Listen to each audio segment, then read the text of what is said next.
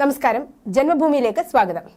Iran Israel സംഘർഷം കൊടുമ്പിരി കൊണ്ടിരിക്കെ ഇസ്രായേലിൽ ജോലിയെടുക്കുന്ന ഇന്ത്യക്കാരെക്കുറിച്ച് തുറന്നു പറഞ്ഞ് ഇസ്രായേലിലെ ഇന്ത്യൻ സ്ഥാനപതി. ഇസ്രായേൽ ഇന്ത്യയുമായി വളരെയധികം അടുപ്പം സൂക്ഷിക്കുന്ന ഒരു രാജ്യമാണ് എന്ന് എല്ലാവർക്കും അറിയാമായിരുന്നു. എന്നാൽ ഇന്ത്യക്കാരെ ഇങ്ങനെയാണ് ഇസ്രായേൽ പരിഗണിക്കുന്നതെന്ന് അറിഞ്ഞ് ഞെട്ടിയിരിക്കുകയാണ് പലരും. ഇറാൻ തുറന്ന യുദ്ധം പ്രഖ്യാപിച്ച സാഹചര്യത്തിൽ ഇസ്രായേലിൽ ജോലി ചെയ്യുന്ന ഇന്ത്യക്കാരുടെ സുരക്ഷിതത്വത്തെക്കുറിച്ച് ഇന്ത്യയിലെ മാധ്യമങ്ങൾ ചോദ്യം ചോദിച്ചപ്പോഴാണ് ഞെട്ടിച്ച മറുപടിയുമായി ഇസ്രായേലി സ്ഥാനപതി രംഗത്ത് വന്നത്. ഇന്ത്യക്കാരെ ഞങ്ങൾ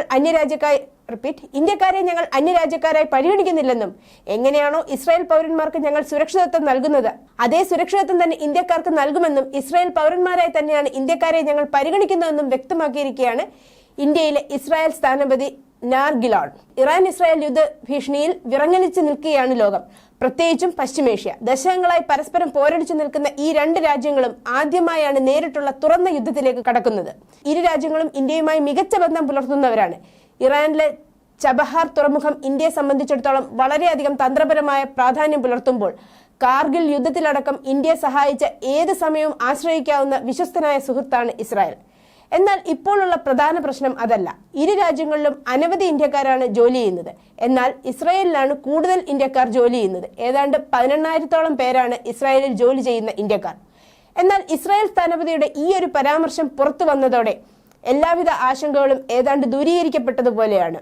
തന്റെ രാജ്യം ഇന്ത്യൻ തൊഴിലാളികളെ ഇസ്രായേലി ജനസംഖ്യയുടെ ഭാഗമായി കണക്കാക്കുന്നതിനാൽ ഈ തൊഴിലാളികൾ ഇസ്രായേലിലെ ജനസംഖ്യയെ പോലെ സുരക്ഷിതരായിരിക്കുമെന്ന് തുറന്നു പറഞ്ഞിരിക്കുകയാണ് ഇന്ത്യയിലെ ഇസ്രായേൽ സ്ഥാനപതി. ഇന്ത്യൻ തൊഴിലാളികൾ മറ്റ് ഇസ്രായേലികളിൽ നിന്ന് വ്യത്യസ്തരല്ല. ഞങ്ങൾ ഇന്ത്യൻ തൊഴിലാളികളെ ഇസ്രായേലി ജനസംഖ്യയുടെ ഭാഗമായി തന്നെ കണക്കാക്കുന്നതിനാൽ അവർ ഇസ്രായേലി ജനസംഖ്യ എത്ര സുരക്ഷിതരാണോ അത്ര തന്നെ സുരക്ഷിതരായിരിക്കും, സ്ഥാനപതി വ്യക്തമാക്കി. ദേശീയ മാധ്യമ ഏജൻസിയായ ANI നൽകിയ അഭിമുഖത്തിലാണ് ഇന്ത്യൻ തൊഴിലാളികളുടെ സുരക്ഷയെക്കുറിച്ച് തുറന്നു പറഞ്ഞുകൊണ്ട് ഇസ്രായേൽ സ്ഥാനപതി രംഗത്തെത്തിയത്. അതേസമയം 4 കോണുകളിൽ നിന്നും രൂക്ഷമായ ആക്രമണം തന്നെയാണ് ഇറാൻ ഇസ്രായേലിന് നേരെ അഴിച്ചുവിട്ടത്. യമൻ, ലെബനൻ തുടങ്ങി ഇറാൻ നിയന്ത്രിക്കുന്ന രാജ്യങ്ങളിൽ നിന്നും ഡ്രോൺ, മിസൈൽ ആക്രമണങ്ങൾ ഇസ്രായേലിന് നേരെ ഉണ്ടായി. പക്ഷേ ഇസ്രായേലിന്റെ ശക്തമായ പ്രതിരോധ സംവിധാനം ആക്രമണത്തിന്റെ 99% പ്രതിരോധിച്ചു എന്നാണ് പുറത്തുവരുന്ന വിവരം. അമേരിക്കയും മറ്റ് G7 രാജ്യങ്ങളും കട്ടയ്ക്ക് പിന്തുണയുമായി രംഗത്തുണ്ട്. ഇതോടുകൂടി ഒരാവേശത്തിന് ഇറങ്ങി പുറപ്പെട്ട് പെട്ടുപോയല്ലോ എന്ന അവസ്ഥയിൽ നിൽക്കുകയാണ് ഇറാൻ. സിറിയയുടെ തലസ്ഥാനമായ ഡമാസ്കസിൽ ഇസ്രായേൽ നടത്തിയ ആക്രമണത്തിൽ ഇറാന്റെ അനവധി പ്രധാനപ്പെട്ട നേതാക്കളാണ് കൊല്ലപ്പെട്ടത്. ഇതിനെ തുടർന്നാണ് ഇസ്രായേലിനെതിരെ ആക്രമണം നടത്താൻ ഇറാൻ തയ്യാറെടുത്തത്.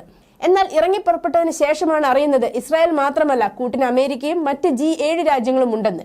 ഇതോടുകൂടി കുടുങ്ങി എന്ന് മനസ്സിലായ ഇറാൻ ഇപ്പോൾ മുഖം രക്ഷിക്കാൻ എന്തെങ്കിലും ചെയ്താൽ മതി എന്ന അവസ്ഥയിലാണ്. വൻ സംഭവം എന്ന നിലയിൽ ഇറാൻ തൊടുത്തുവിട്ട മിസൈലുകളൊക്കെയും പുഷ്പം പോലെ ഇസ്രായേലും സഖ്യകക്ഷികളും തകർത്തതോടെ ഇനി എന്ത് ചെയ്യും എന്ന് പരുങ്ങി നിൽക്കുകയാണ് ഇറാൻ എന്ന് പറഞ്ഞാൽ അതൊരു തെറ്റാവുകയില്ല. News desk, Janmabhumi.